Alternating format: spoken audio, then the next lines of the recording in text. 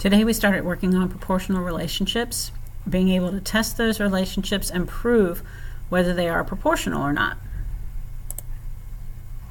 In order to understand how to work with proportions, you first have to understand ratios.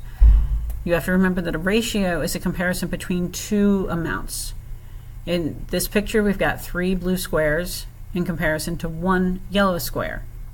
A ratio can be written using the colon, the word to, or as a fraction. It becomes a proportion when we take two ratios and use them to compare. It is an equivalent proportion if the two ratios are equal to each other, representing the same value, same amounts. Just like when you look at equal fractions. I can take 1 times 2 to get 2 and 3 times 2 to get 6.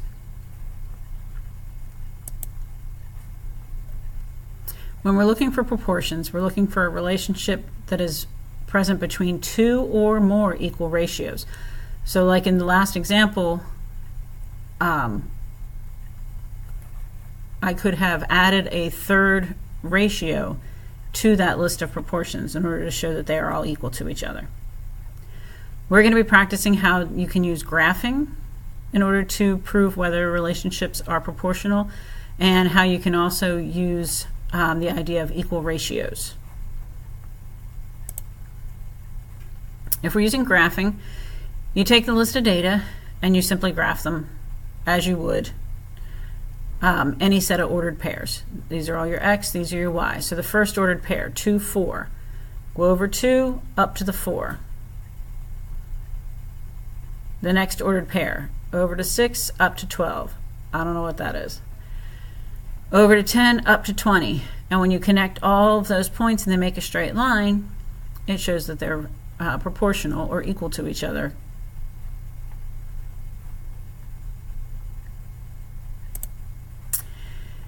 Here you can take the ordered pairs and write them as if they were fractions and compare them that way by cross multiplying. 2 over 1 equals 4 over 2. Cross multiply 2 times 2 gives me 4. 1 times 4 gives me 4. Because I get the same answer on both sides, I know they're equal to each other. On the 2 examples at the bottom of your notes, we've got 2 charts to compare. These are similar to function tables that you've done previous years. If you think about a rule that needs to be followed to go from x to y, and each one of the pieces of data follows that same rule, then you know that they are proportional. When we look at this first set of data, we find that the rule here is 1/2 times x, or x divided by 2, in order to give us y. If I take 1/2, divide that by 2, I'm going to get 1/4. 1 divided by 2, 1/2. 2.5 divided by 2 gives me 1 1/4, which means that these are all proportional to each other because they all follow the same rule. Here, 2 to 3, 3 to 4, and 6 to 10. There is no rule that is proportional that shows that these all follow the same rule. So these are not proportional to each other. In today's Google Classroom, we had 2 links that we watched.